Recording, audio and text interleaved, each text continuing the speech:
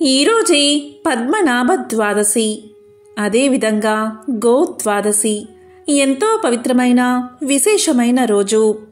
పాశాంకుశ ఏకాదశి మరుసటి రోజున పద్మనాభ ద్వాదశిని జరుపుకుంటారు. ఇది ఆశ్వయుజ మాసంలోని శుక్ల పక్షంలోని 12వ రోజు వస్తుంది. ఈ పవిత్రమైన రోజున శ్రీ మహావిష్ణువు అనంత పద్మనాభుడిగా పూజలు అందుకుంటాడు. పద్మనాభ ద్వాదశి వ్రతాన్ని ఆచరించిన భక్తులకు జీవితాంతం సుఖశాంతులు లభిస్తాయని, మోక్షం లభిస్తుందని నమ్మకం. మరి ఎంతో పవిత్రమైన విశేషమైన ఈ రోజు ఈ కథను విన్నా, చదివినా, చెప్పినా, వినిపించినా సకల శుభాలు కలుగుతాయి. జన్మల పాపాలు తొలగి కోటి జన్మల పుణ్యం వస్తుంది. మరి ఆ కథ ఏంటో ఇప్పుడు ఈ వీడియోలో తెలుసుకుందాం. ముందుగా గో ద్వాదశి వ్రత కథను ఇప్పుడు విందాం. పూర్వకాలంలో ఆస్తికామూర్తి అయిన గోమతి అనే ఇల్లాలు ఉండేది.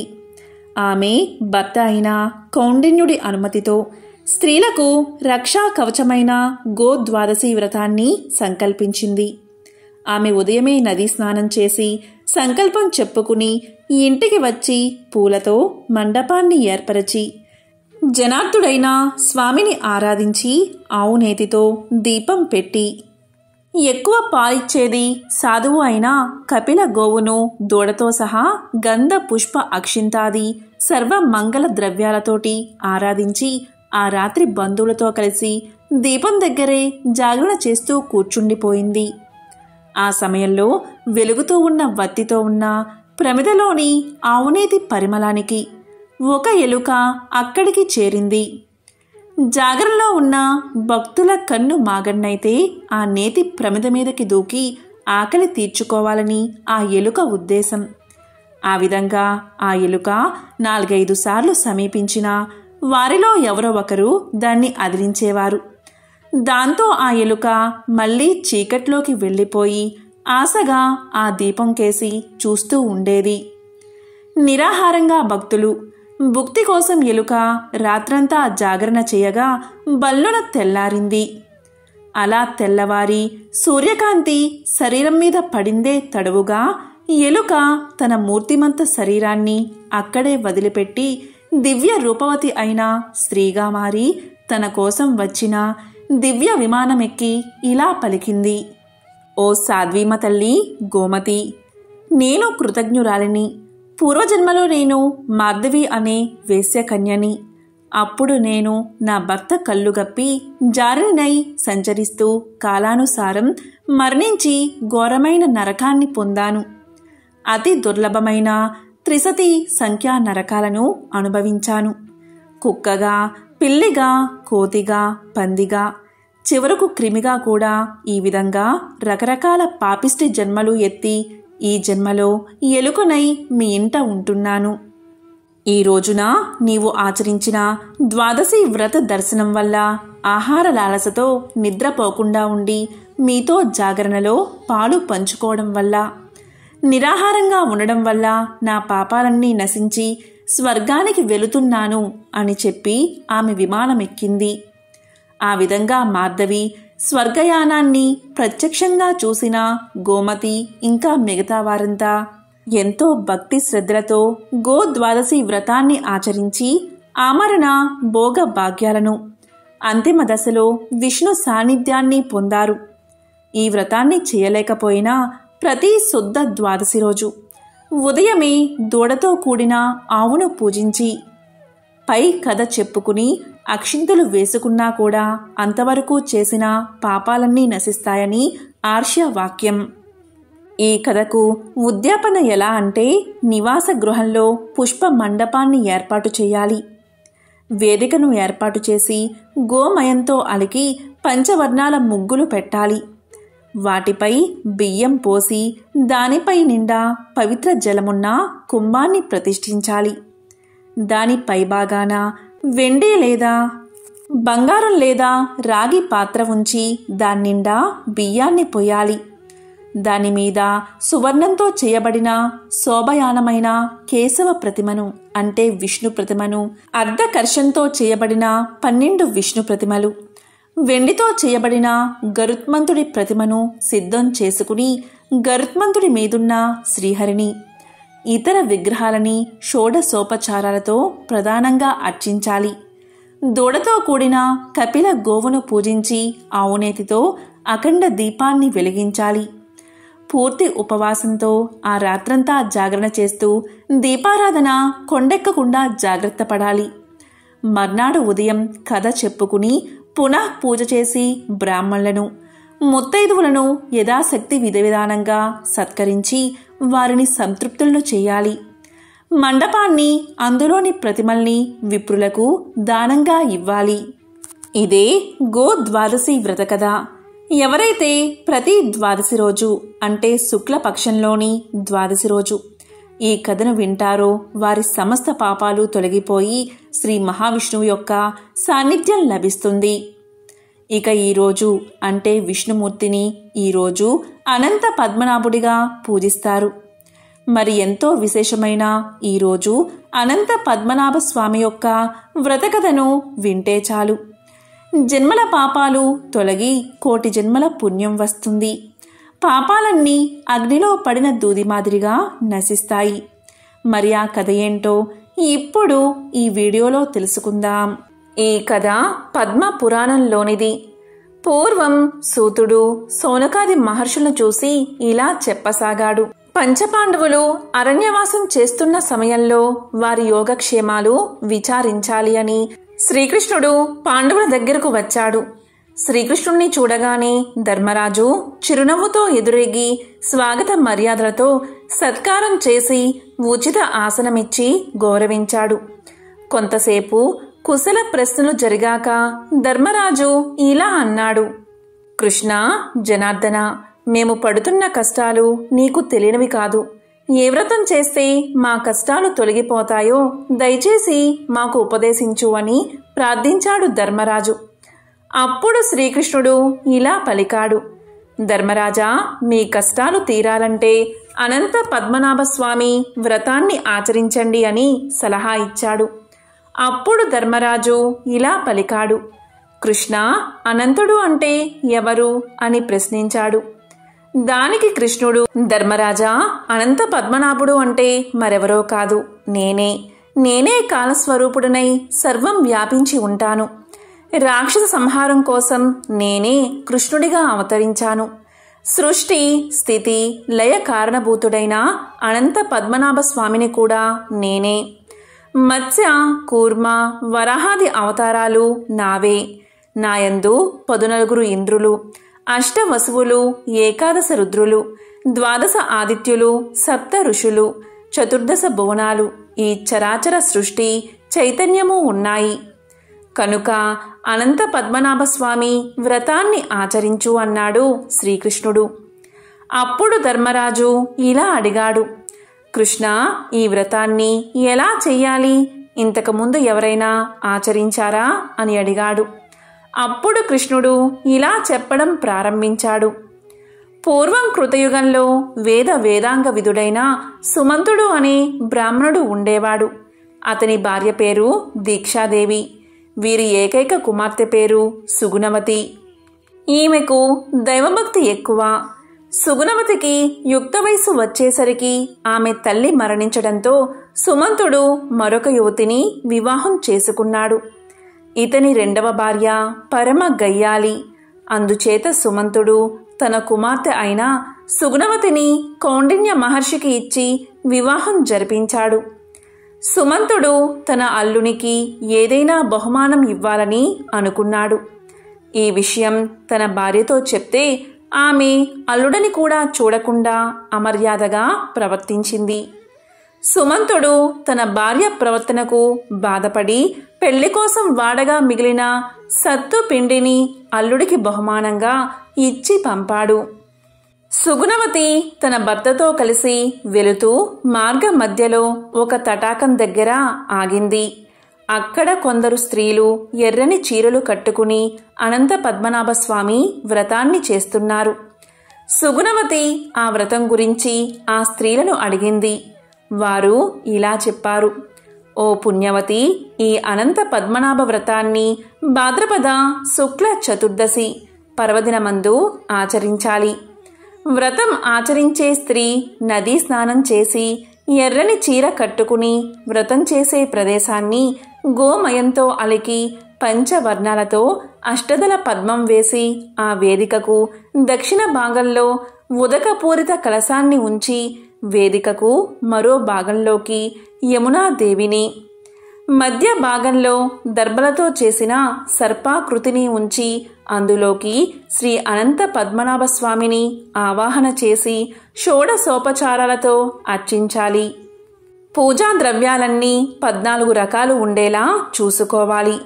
14 ముడులు కల కుంకుమతో తడిపిన నూతన తోరాన్ని ఆ అనంత పద్మనాభ స్వామి సమీపంలో ఉంచి పూజించి 7.5 కిలోల గోధుమ పిండితో 28 అరిసెలు చేసి స్వామికి నైవేద్యం పెట్టి వాటిలో 14 అరిసెలు బ్రాహ్మణులకు దానమిచ్చి మిగిలిన వాటిని భక్తిగా భుజించాలి.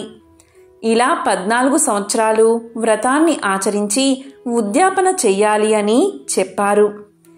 వెంటనే సుగుణవతి అక్కడే శ్రీ అనంత పద్మనాభ స్వామి వ్రతాన్ని ఆచరించి తన తండ్రి ఇచ్చిన సత్తుపిండితో అరిసెలు చేసి బ్రాహ్మణుడికి వాయినం ఇచ్చింది. ఆ వ్రత ప్రభావం వల్ల సుగుణవతి అఖండ ఐశ్వర్యవంతురాలయ్యింది. కౌండిన్యుడుకు గర్వం పెరిగింది. 1 సంవత్సరం సుగుణవతి వ్రతం చేసుకుని తోరం కట్టుకుని భర్త దగ్గరకు వచ్చింది. కౌండిన్యుడు ఆ తోరాన్ని చూసి కోపంగా, ఎవర్ని ఆకర్షించాలని ఇది కట్టుకున్నావు అంటూ ఆ తోరాన్ని నిప్పుల్లో పడేశాడు. అంతే, ఆ క్షణం నుంచే వారికి కష్టకాలం మొదలై గర్భదరిద్రులు అయిపోయారు. అతని ఇల్లు అగ్నికి ఆహుతై అడవుల పాలయ్యాడు. అప్పుడు కౌండిన్యుడికి స్వామి జ్ఞాపకం వచ్చి ఆ దేవుణ్ణి చూడాలని తిరగసాగాడు. అలా తిరుగుతూ కాయలు ఆకులతో సమృద్ధిగా ఉన్న మామిడి చెట్టును చూసి దానిపై ఒక్క పక్షి కూడా లేకపోవడంతో ఆశ్చర్యం చెంది ఆ చెట్టుతో ఇలా పలికాడు: ఓ వృక్షమా, అనంత పద్మనాభుణ్ణి చూసావా అని అడగగా దానికి ఆ చెట్టు నేను చూడలేదు అంది. అలాగే పచ్చగడ్డిలో ఊరికే నిల్చుని ఉన్న దూడను అడిగాడు. 1 ఆవును, 1 ఎద్దును, పుష్కలంగా నీటితో నిండిన 2 సరస్సులను, 1 గాడిదను మరియు 1 ఏనుగును మీరు అనంత పద్మనాభుణ్ణి చూసారా అని అడిగాడు. దానికి అవి మాకు తెలియదు అని సమాధానం చెప్పాయి. మతి భ్రమించిన వాడివలే అలా తిరిగి అలసిపోయిన కౌండిన్యుడు ఒకచోట సొమ్మసిల్లి పడిపోయాడు. అప్పుడు దయాళువు అయిన స్వామికి భక్తునిపై కృప కలిగింది. వృద్ధ బ్రాహ్మణుడి రూపంలో వచ్చి అతనిని లేపి చెయ్యి పట్టుకుని ఒక ఆశ్రమానికి తీసుకెళ్లాడు. ఆ ఆశ్రమం నవరత్న ఖచ్చితమై ధన ధాన్యాలతో తులతూగుతూ ఉంది. అక్కడ శ్రీహరి శంఖ చక్ర గదాధారి అయి ఆ కౌండిన్యుడికి అనంత పద్మనాభ స్వరూపంతో దర్శనం ఇచ్చాడు. అప్పుడు కౌండిన్యుడు సంతోషంతో శ్రీహరిని వేణోళ్ల స్తుతించాడు. అప్పుడు ఆ స్వామి తృప్తి చెంది, ఓ బ్రాహ్మణోత్తమ, నీ భక్తికి మెచ్చి నీకు శాశ్వత వైకుంఠ ప్రాప్తిని కలిగిస్తున్నాను అని దీవించాడు. అప్పుడు కౌండిన్యుడు అడవిలో తాను చూసిన మామిడి చెట్టు, ఎద్దు, సరస్సులు, గాడిద, ఏనుగుల గురించి ప్రశ్నించగా దానికి ఆ శ్రీహరి ఆ మామిడి చెట్టు పూర్వం ఒక విద్యావంతుడైన బ్రాహ్మణుడు అని, ఎవరికీ విద్యను బోధించినందువల్ల ఇప్పుడు ఎవరికీ ఉపయోగం లేని చెట్టుగా గాను, దాన ధర్మాలు చేయని ధనవంతుడు, గడ్డిని సరిగ్గా తినలేని ఆవుగాను, ఉపయోగం లేని భూములను దానం చేసిన రాజు వృషభంగాను, సాటివారిని సదా దూషించే వ్యక్తి గాడిదగాను, పూర్వీకులను విస్మరించిన వ్యక్తి ఏనుగు రూపంలోనూ జన్మించారు అని తెలియచేశాడు. అలాగే ఆ 2 సరస్సుల్లో ఒకటి ధర్మం, మరొకటి అధర్మం అని వివరించాడు. అలాగే 14 సంవత్సరాల పాటు వ్రతాన్ని ఆచరించవలసిందిగా శ్రీహరి అతన్ని ఆదేశించి అంతర్ధానమయ్యాడు. వరాన్ని పొందిన కౌండిన్యుడు ఆశ్రమం చేరి తన భార్యకు జరిగిన విషయాన్ని వివరించి 14 సంవత్సరాల పాటు అనంత పద్మనాభ వ్రతాన్ని ఆచరించి భార్యా సమేతుడై వైకుంఠాన్ని చేరుకున్నాడు. ఆ మహావిష్ణువు అతనికి ఒక నక్షత్ర స్థానాన్ని కల్పించాడు. అగస్త్యుడు కూడా ఈ వ్రతాన్ని ఆచరించి జగత్ ప్రసిద్ధుడు అయ్యాడు. అలాగే సగర, దిలీప, హరిశ్చంద్ర, భరత మరియు జనక మహారాజులు ఈ వ్రతాన్ని ఆచరించి స్వర్గ సౌఖ్యాలు పొందారు అని శ్రీకృష్ణుడు ధర్మరాజుకు వివరించినట్లుగా సూతుడు సౌనకాది మునీంద్రులకు తెలియచేశాడు. ఈ వ్రతాన్ని ఆచరించడం వల్లే అర్జునుడు ఒంటి చేత్తో కౌరవులందరినీ మట్టి కరిపించాడు. విజయం సాధించి ఆఖరికి రాజ్యాన్ని కూడా సాధించారు పాండవులు. అనంత పద్మనాభ వ్రత మహిమ వల్లే పాండవులకు పోయిన రాజభోగాలన్నీ తిరిగి వచ్చాయి. ఈ వ్రతానికి సంబంధించి కథను పరిశీలిస్తే అంతా సత్యం, ధర్మం మీద ఆధారపడి ఉన్నట్లు కనిపిస్తుంది. సత్య ధర్మాలను అనుసరించేవారు దైవకృపకు పాత్రులవుతారని, వాటిని విస్మరించిన వారు జన్మ జన్మలకు కష్టాలు అనుభవిస్తూనే ఉండాల్సి వస్తుందని మనకు తెలుస్తుంది. దానికి సంబంధించిన ఒక విశిష్టమైన కథను ఇప్పుడు విందాం. ఈ అనంత పద్మనాభ వ్రతం రోజు యమునా నదికి ప్రత్యేక పూజలు చేస్తారు. పూర్వం యమునా నది తీరాన ముత్ర అనే ఊరు ఉంది. ఆ ఊరిలో ఒక బ్రాహ్మణుడు కాపురం చేస్తూ ఉండేవాడు. వాని దగ్గర బహుళ అనే ఒక ఆవు ఉండేది. అది మిక్కిలి సాధువైనది. అది ఒకానొక భాద్రపద శుక్ల చతుర్దశి నాడు యమునా నది తీరాన పచ్చిక బీటలో మేస్తూ ఉంది. హఠాత్తుగా అక్కడికి ఒక పెద్ద పులి వచ్చింది. ఆవును అమాంతం మింగివేయడానికి సిద్ధపడింది. ఆవు అప్పుడు పెద్ద పులితో ప్రార్థనాపూర్వకంగా ఇలా పలికింది: నాకు ఇంటి వద్ద ఒక చిన్న దూడ ఉంది. ఒకసారి వెళ్ళి ఆ లేగను చూసి నేను పెద్ద పులికి ఆహారం అవుతున్న విషయాన్ని చెప్పి కొన్ని బుద్ధులు చెప్పి తిరిగి వస్తాను. దీనికి నాకు అనుమతి ఇవ్వు అని ప్రాధేయపడింది. పెద్ద పులి దానికి సమ్మతించింది. ఆవు ఇంటికి వెళ్ళి లేగకు పాలు కుడిపి బుద్ధులు చెప్పి పెద్ద పులికి ఆహారం అయ్యే ఉద్దేశంతో తిరిగి వచ్చింది. ఈలోగా హఠాత్తుగా ఏదో ప్రమాదం జరిగి పెద్ద పులి చనిపోయింది. పెద్ద పులి శవం అక్కడ పడి ఉంది. దానిని వదిలిపోయిన ఆత్మ పూర్వజన్మలో పరిపక్వం కావడం వల్ల బాగా జ్ఞానవంతమయ్యింది. అది తిరిగి వచ్చిన గోవుతో ఇలా పలికింది: నీవు తిరిగి నీ లేగ వద్దకు వెళ్ళిపోవలసింది. ఈ పూజకు సంబంధించిన మంత్రాలలో విష్ణు రూపి సర్వకామ ప్రదాయిని, సర్వ పాప ప్రణాశిని మున్నగు విశేషణాలు యమునకు వాడబడ్డాయి. అనంతుడు అంటే ఆదిశేషువు, విష్ణువు, రుద్రుడు మున్నగు అర్థాలు కనిపిస్తాయి. ఇక్కడ పూజలు అందుకునేది విష్ణువుకు పాన్పు భూమిని మోసేవాడు అయిన ఆ ఆదిశేషువు. ఈ వ్రతంలో భూభారాన్ని వహిస్తున్న అనంతుడిని, ఆ ఆదిశేషుణ్ణి సయ్యగా చేసుకుని పవలించి ఉన్న శ్రీ మహావిష్ణువును పూజించడం కనిపిస్తుంది. ఈ వ్రతాన్ని కష్టాల్లో ఉన్న పాండవులు ఆచరించి తిరిగి తమ రాజ్యాన్ని పొందారు. ఈ వ్రతాచరణ వల్ల అర్జునుడు కౌరవులందరినీ మట్టి కరిపించాడు. ఘన విజయం సాధించి ఆఖరికి రాజ్యాన్ని సంపాదించారు పాండవులు. ఈ అనంత పద్మనాభ వ్రత మహిమ వల్ల పాండవులకు పోయిన రాజభోగాలన్నీ తిరిగి వచ్చాయి. పద్మనాభ ద్వాదశి వ్రతం గురించి వరాహ పురాణంలో వివరించబడింది. ద్వాదశి రోజు ఉదయం నుండి మాత్రమే భక్తులు ఈ వ్రతాన్ని ఆచరిస్తూ తమ తపస్సును ప్రారంభిస్తారు. ఉదయాన్నే లేచి తల స్నానం చేసిన తర్వాత భక్తులు తమ పూజాగదిలో ధూపం మరియు దీపం వెలిగించి విష్ణుదేవుణ్ణి పూజించాలి. అలాగే దగ్గరలోని విష్ణు దేవాలయాలను సందర్శించాలి. పద్మనాభ స్వరూపుడైన శ్రీ మహావిష్ణువుకి నీరు, పువ్వులు, పళ్ళు, చందనం ముద్దలు సమర్పించి పూజలు చేయాలి. ఈరోజు అన్ని విష్ణు దేవాలయాలలో విష్ణుమూర్తిని అనంత పద్మనాభ స్వామిగా పూజిస్తారు. ఈరోజు ఒక సద్బ్రాహ్మణుడికి దాన ధర్మాలు చేస్తే విశేషమైన పుణ్యఫలం కలుగుతుంది. పాశాంకుశ ఏకాదశి మరుసటి రోజున పద్మనాభ ద్వాదశి వ్రతాన్ని చేస్తారు. పద్మనాభుడు విష్ణువు యొక్క రూపం. ఈ రోజు ఉపవాసాన్ని ఆచరిస్తే విశేషమైన పుణ్యఫలం లభిస్తుంది. ఈ రోజు బ్రాహ్మణులకు మీకు వీలైతే అన్నదానం చెయ్యండి. ఇలా చేస్తే విష్ణు భగవానుడి యొక్క ఆశీస్సులు తప్పకుండా మీకు కలుగుతాయి. ఈ రోజున విష్ణు సహస్రనామ స్తోత్రాన్ని తప్పనిసరిగా పఠించాలి.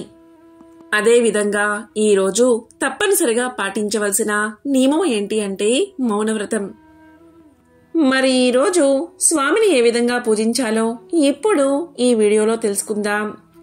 పద్మనాభ ద్వాదశి రోజు ఉదయాన్నే లేచి తల స్నానం చేసి మంచి బట్టలు కట్టుకుని ఇంటిని పూజా గదిని శుభ్రం చేసుకోవాలి. ఇంటికి తూర్పున ఎర్రటి వస్త్రంపై పద్మనాభ చిత్రపటాన్ని ఉంచి లేదా విష్ణుమూర్తి చిత్రపటాన్ని ఉంచి ఇత్తడి పాత్రను ఏర్పాటు చేయాలి. ఆ తరువాత ఆ కలశంలో నీరు, నాణెము, కొన్ని అక్షింతలు, పసుపు, కుంకుమ వేసి దానిపైన మామిడి ఆకులను ఉంచి దానిపై కొబ్బరికాయను ఉంచి కలశాన్ని ఏర్పాటు చేసుకోవాలి. ఈ రోజు కలశారాధన కూడా ఎంతో ముఖ్యమైనది. తరువాత స్వామిని పుష్పాలతో అందంగా అలంకరించుకోవాలి. శివుడు అభిషేక ప్రియుడు, కానీ విష్ణువు అలంకార ప్రియుడు. ఎంత బాగా అలంకరిస్తే అంత సంతోషిస్తాడు మహావిష్ణువు. కాబట్టి స్వామిని అందంగా అలంకరించాలి. తరువాత ముందుగా వినాయకుడిని పూజించాలి. మీ దగ్గర వినాయక విగ్రహం ఉంటే వినాయక విగ్రహం లేదా పసుపు వినాయకుడిని చేసుకుని ముందుగా వినాయకుడిని పూజించాలి. తరువాత వినాయకుడికి బెల్లం ముక్క నైవేద్యంగా పెట్టి తరువాత అనంత పద్మనాభుడిని పూజించాలి. ఈ రోజు పూజ చేసుకునేటప్పుడు ఆవునేయి దీపం తప్పనిసరిగా వెలిగించాలి. స్వామికి ఈరోజు ఎర్రటి పువ్వులు సమర్పిస్తే ఎంతో మంచిది. అలాగే ఈరోజు తులసి ఆకులను స్వామికి సమర్పించండి. తులసి ఆకులను సమర్పించేటప్పుడు ఆ తులసి ఆకులు వినాయకుడికి తగలకుండా చూసుకోండి. ఈరోజు పూజ చేసేటప్పుడు ముఖ్యంగా గంధాన్ని స్వామికి సమర్పించాలి. తరువాత స్వామిని పూజించేటప్పుడు ఈ మంత్రాన్ని తప్పనిసరిగా 108 సార్లు పఠించండి. ఆ మంత్రం ఏంటి అంటే ఓం పద్మనాభాయ నమః, ఓం పద్మనాభాయ నమః, ఓం పద్మనాభాయ నమః అనే మంత్రాన్ని ఈరోజు తప్పనిసరిగా పఠించాలి. ఎవరైతే ఈరోజు శ్రీ మహావిష్ణువును భక్తి శ్రద్ధలతో పూజిస్తారో అలాంటి వారికి శ్రీ మహావిష్ణువు యొక్క అనుగ్రహం వల్ల జీవితాంతం ఐశ్వర్యానికి, తేజస్సుకు లోటు ఉండదు. శాస్త్రాల ప్రకారం వారు మోక్షాన్ని పొందుతారు. ఈరోజు తప్పకుండా ఈ మంత్రాన్ని పఠించండి. ఓం పద్మనాభాయ నమః అనే మంత్రాన్ని పఠిస్తే చాలు ఆ విష్ణుమూర్తి యొక్క అనుగ్రహం తప్పకుండా మీకు కలుగుతుంది. ఓం పద్మనాభాయ నమః.